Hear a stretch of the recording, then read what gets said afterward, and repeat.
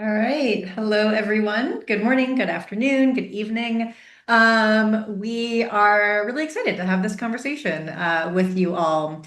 Last week was a very, very big week for the food industry, for the world, frankly. And many of our team at How Good was at a few events. Many of you were at a few events, but London Climate Action Week and the Consumer Goods Forum both occurred in London and Vienna last week, and there were a lot of big conversations that took place. And so we wanted to gather everyone here, hear a little bit from our team about what they saw, what they experienced, where they're seeing things going. And then, as usual, we'll open up the room to questions from all of you for where, really helping to shape where your teams are taking your work over the next year based on, the trends that we're seeing throughout the industry.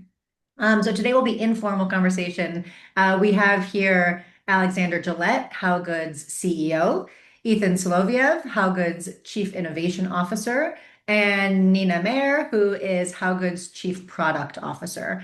And I will be putting them in the hot seat, asking questions about what they saw and heard and experienced there. And then again, yeah, open up to you all for questions. So I'm going to go ahead and take that down so you can look at everyone's faces.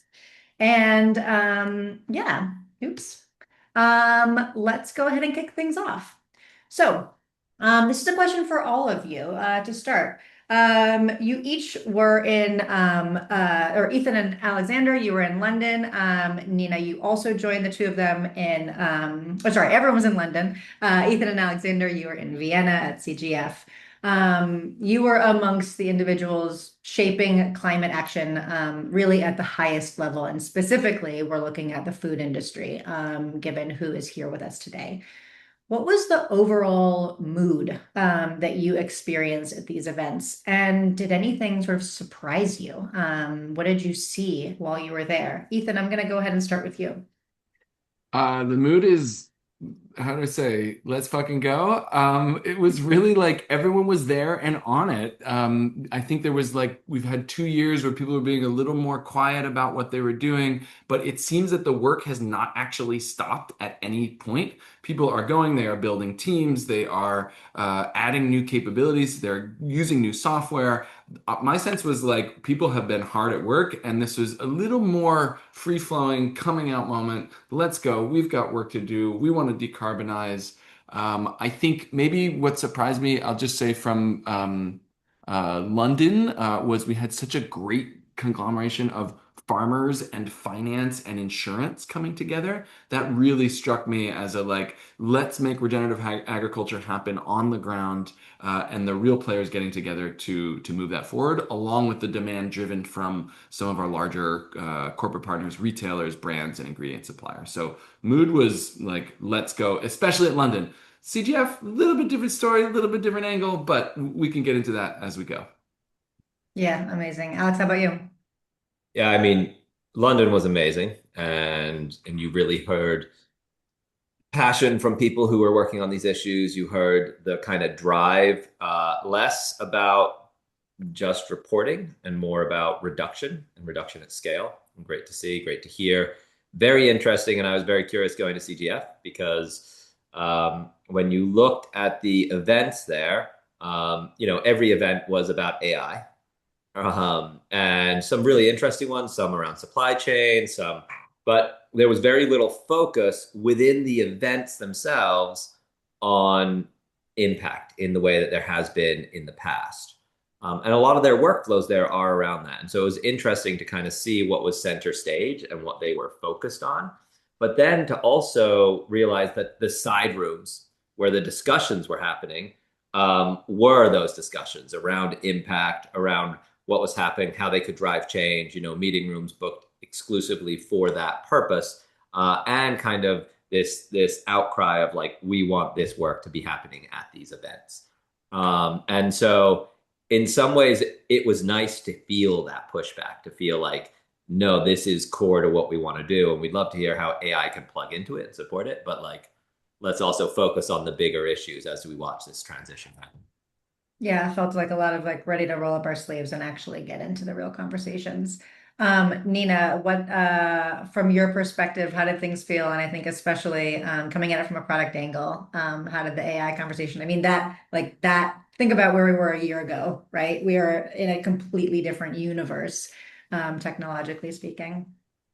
Yeah, that's an interesting like angle on that last bit. I was a little bit further afield in London than I typically would be, I guess. And so I was actually participating in a lot of conversations that are sort of broader than the food focus that we typically have here at How Good. The vibe that I was experiencing was actually one of like high tension, which I think is actually like reflective of a little bit of what Ethan was talking about. Like everyone is deep in the work and deep in like execution mode. And that just like has a very different energetic feeling to it. Um, there was actually not enough conversations about AI that I was able to participate in London, which I think was a little bit of a surprise. And the other like positive surprising thing to me about London specifically was how much the conversation was about like place and about how the conversation, the substance of the conversation itself was able to shift because we were talking about it not in the US or because we were talking about it in the middle of the UK in this heat crisis, right? Like it was very place-based as a conversation, which is like cool and was a little bit unexpected for me coming into the week. Yeah, I think that all of us sitting in 100-degree heat did something very real. So okay, that was the general vibe. Let's get into like the meat of things, the actual content that was being discussed. Ethan, you mentioned this a little bit. Something seems to be shifting in really how seriously companies that we work, companies that we talk to are treating scope 3 decarbonization, right? So we thought a year or two back that maybe it would be like driven by regulation. In fact, we're actually seeing that it's really driven by like downstream actors, right? We're seeing retailers, we're seeing investors, we're seeing consumers really demand the sort of like real decarbonization that we've been talking around for the last 5 years. So Alex, I'm going to start with you. What do you think is driving this urgency right now? Like, why are those downstream actors requiring and sort of driving forward that decarbonization? So what's driving the urgency? And then like what sort of actions did you see being taken as a result? I mean, I think the heat is an obvious one, right? Meaning that we are all feeling it, right? And I think most of the people that we work with and interact with care about this on an emotional level, on a thinking of the future level, on just their care. On the business side, I also think many of these companies have decarbonization plans. They maybe have made plans with the SBTI that they've submitted, or maybe they even are spending money on offsets or working on insets, right? And so they have certain commitments that they're working towards. For the vast majority of players that we're working with, their scope 3 ranges from 75 to 95% of their carbon. Meaning, if you're a grocery store, if the CPGs and the suppliers, and then all the way down to the farmers, don't change their practices, that's 90% of your carbon emissions that you can't touch, that you can't reduce. And so figuring out how to work on your scope 3 is their biggest priority. And that shift is, okay, maybe I just needed certain very loose emission factors to submit my initial like reporting. But if I want to do this work, I need ground truth. I need to understand what's happening, how I can fix it. And you can the shift in the room is that all of a sudden I'm doing work that feels real.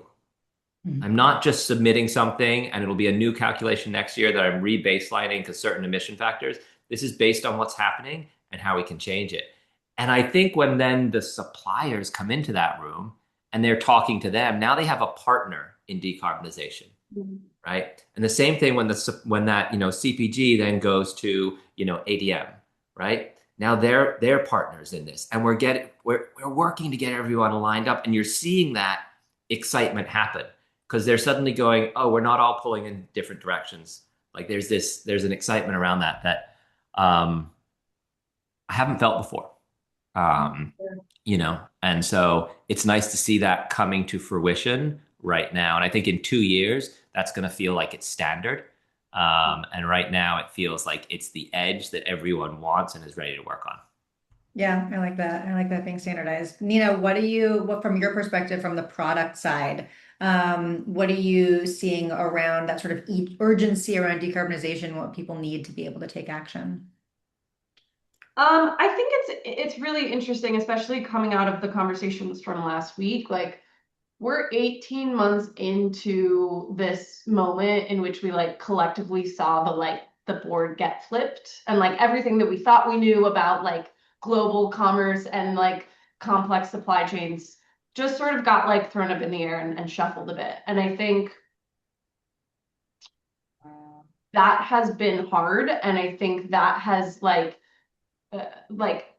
the last year of everyone's work has been really sitting at the forefront of like this a little bit of a reckoning of like our supply chains are actually quite fragile and they're incredibly interdependent and interconnected, and like whether we're talking about decarbonization or actually just like doing business and growing business, like we actually need to figure out how to work better together across our supply chains, given the kind of flux of our reality isn't going to get like more stable anytime soon. That was like a lot of the conversation last week was like, how do we do business and strengthen our supply chains just to like weather the kind of chop that we're all seeing and experiencing now.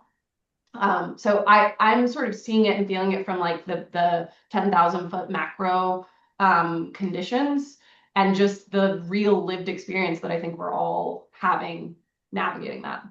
Yeah.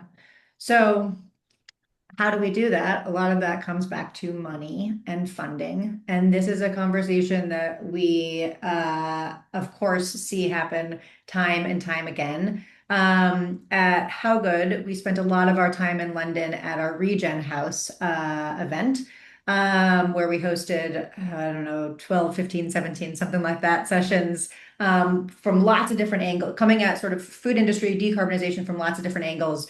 But one of those sessions was on funding. And that is because it is a topic of so much conversation, and really feels like key to unlock the kind of like collaborative decarbonization that you're talking about, Nina.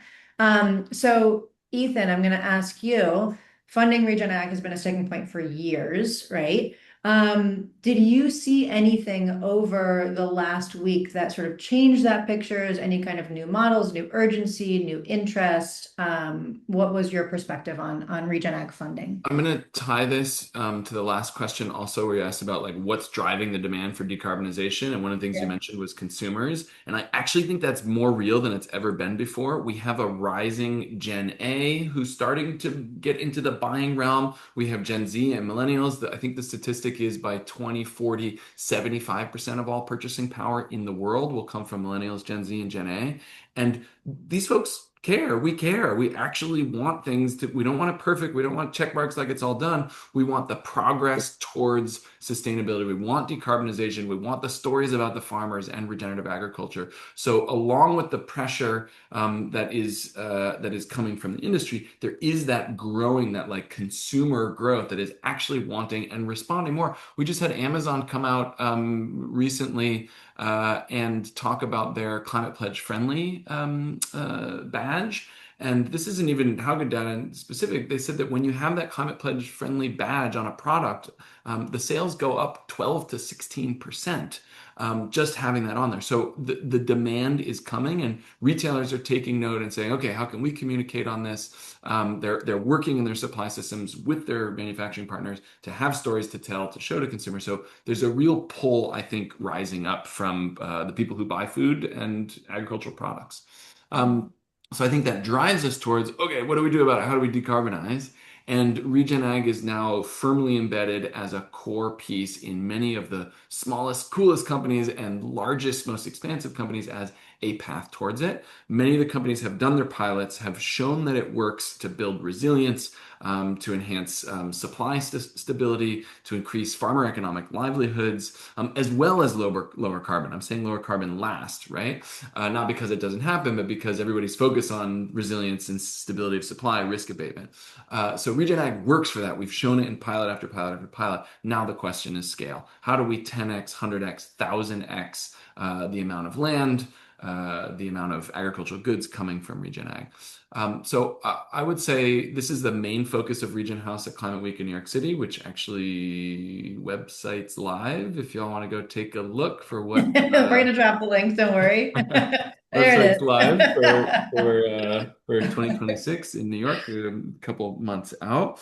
I think it's about 95% full. There's a few last slots that are going to be filled. There's a bunch on financing, and there's going to be more kind of behind the scenes. So I would say we are rapidly maturing the financial approach to flowing money into Regen Ag. We had multiple sessions in London that were banks at the table, insurance at the table, farmers at the table, corporates at the table saying, how do we work this out and really expand it? I think we're seeing more successful blended finance funds that are pulling capital from multiple different layers and working in place. I think we're seeing new innovative financial products come out from insurance companies and banks that are specifically focused on farming and regenerative agriculture. So lots happening in this space, and we're going to be, really hosting the home for it when Climate Week New York comes around. Ethan, I'm going to ask you to follow up on that. For folks on the call who are eager to understand where they can plug in on financing for producers, for suppliers, for CPGs, what kind of action should they be taking? Well, it really depends on your supply system, where you sit in the supply system, what you're working on. I think one of the key organizing concepts that we are finding the most effective is not to think anymore in terms of individual farms or broadly like a commodity writ large, but instead to hone in on this idea of place and a specific agricultural region and bioregion. I have a new word for it. It's called the agritarian, the individual places around the world where we should be collaborating to finance things. We had a session last year where Nestle Purina was working on Wisconsin. WBCSD has been doing great work in Brazil. WBCSD just launched a map that we contributed to that has 120 different regenerative agriculture projects in landscapes all over Europe that we've now been asked to help expand to the world. So I think honing in on what is the actual place, the agricultural valley or region where your key most material commodities are being produced, and then going there and figure out who else is working here, who are the banks, who are the philanthropies, who are the NGOs, who are the retailers that I could collaborate with in this place. That should be the organizing function to figure out how we scale financing. Yeah, this place-based conversation is actually really interesting. It feels like maybe the pendulum has swung back from intense global perspective.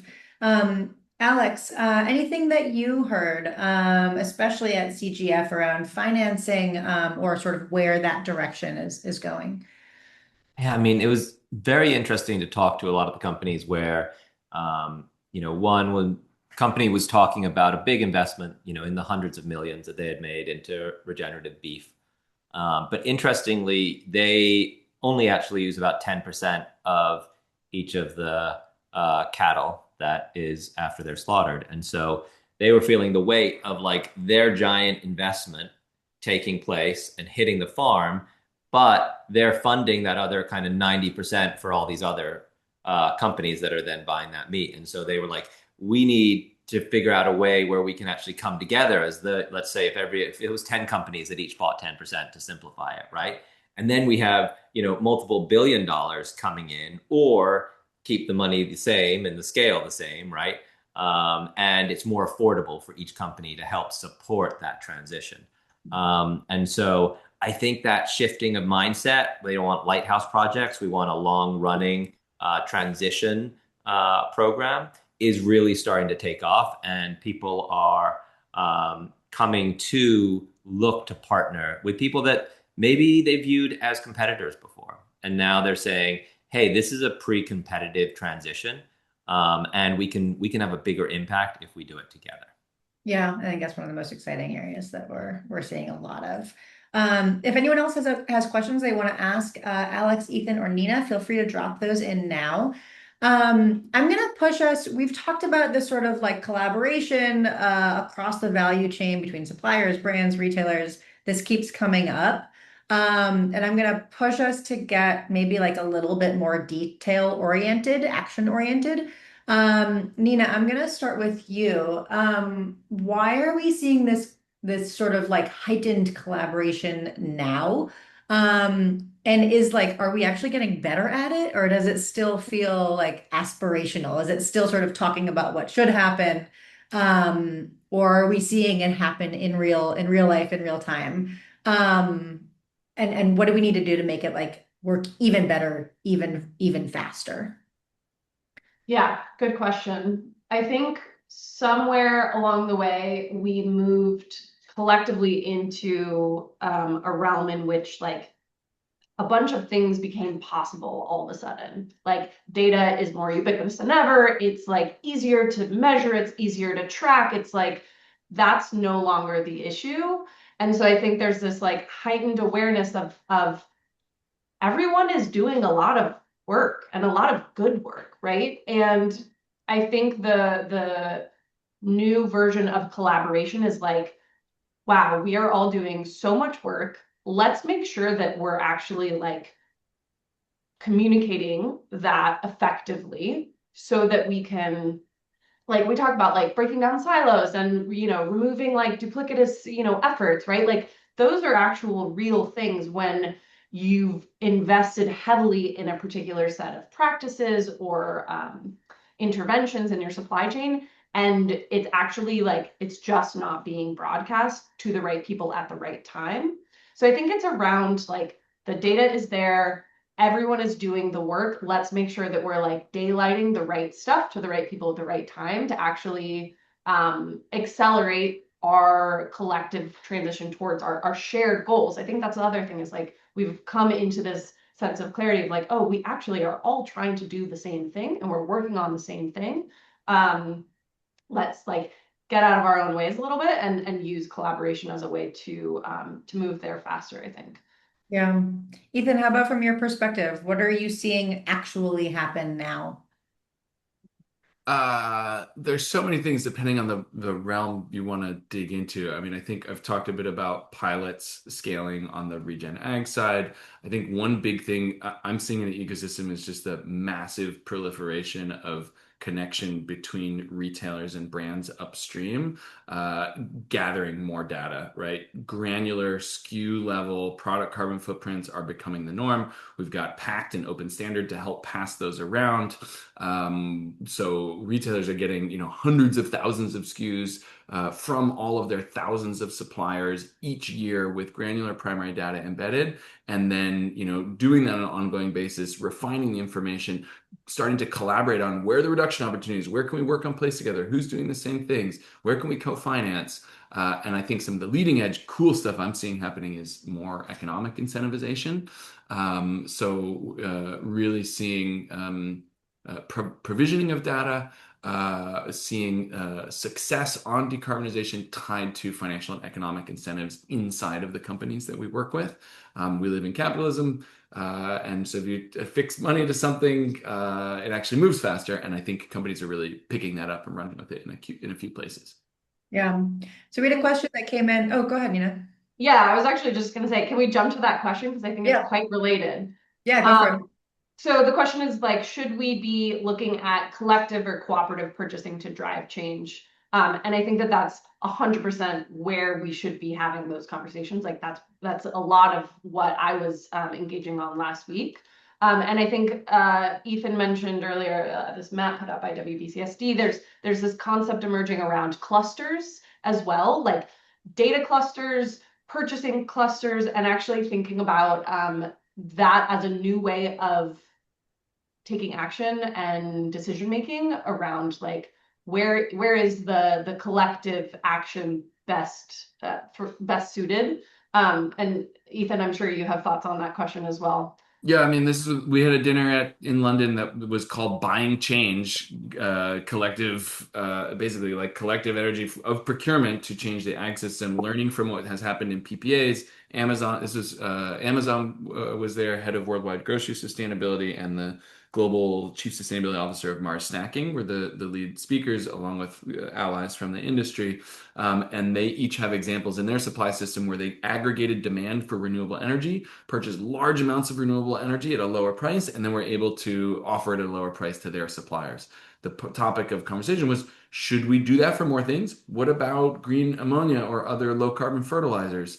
What about enhanced crop varieties or enhanced technology for IoT for methane reduction? Like, where else could we gather collective desire for reduction in key commodities in key places and pool in together? And that I think we will see more and more of that. Yeah, yeah. Good conversation to continue at New York Climate Week. Absolutely. All right, we've got just a couple of minutes left. So I'm going to ask sort of rapid fire round. I'll start with you, Nina, then go to Alex, and then finish with Ethan. If you had, so based on the conversations you've been having last week and over the last year, if you had to bet on one thing that like becomes a bigger deal in the second half of this year, what do you think it would be? What should brands and suppliers and retailers really be doing now to get ahead of where we're seeing things going? Yeah, kick it off, Nina. Like hot take. Hot take. I think this conversation around transparency and like pre-competitive collaboration is gonna like get taken up a notch in that like AI gives us the power to do a ton of crazy things with data that we've never been able to do. It's cheaper than ever. And so I think AI enabled pre-competitive transparency is going to become a thing in the second part of this year. And it's what will help unlock all of the stuff that we've been talking about over the last 20 minutes. Awesome. AI enabled pre-competitive transparency. We need a shorthand. Yeah. Put on a bumper sticker. Alex, over to you. I think the thing I'm the most excited about is there's a recognition that the scale of the impact for reduction is now actually measurable to the point where it should be showing up in your reporting. And so if you're using kind of standard emission factors and then you go off and do a whole bunch of work, that doesn't show up because you're still using those, country averages. That's not very useful, especially for a company that's trying to decarbonize. And so we're getting to the point now where the level of granularity can allow companies to actually see that change in ground and then report that. And that might sound data nerdy, but it's transitional in terms of like you can now watch whether or not you are year on year truly decarbonizing, whether you're increasing, whether you're on a plane that's going to get you to a target realistically. And I think that's a transitional moment for the maturation of this environment where we'll start to really be able to see like who's doing the work and how well they're doing it. And I'm really excited about that. Yeah, and that substantiation will certainly close the loop on financing as well, I'd imagine. Yeah, Ethan, over to you. 100%. I think this year we're going to see the reduction network really take off. That interconnected set of players with low carbon offerings, finding each other, using it to legitimately reduce footprints. That reduction network is really going to grow this year, powered by AI, as Nina said. And then I think the other thing to watch for is like more retailers asking for more data upstream. We know there's going to be more, and so I'd say keep an eye out for that as a kind of a bellwether, hearing from consumers what they want, and then reaching upstream to create the change. Cool. So wild to think about where we're going to be a year from now, and what we're going to be talking about. I'm so sorry we are at over time, but thank you all so much. Thank you, Alex, Ethan, and Nina for being here. Thank you all for joining. We'll do this again after New York Climate Week as well. Love to continue these conversations. See y'all. Thanks so much. Bye, y'all.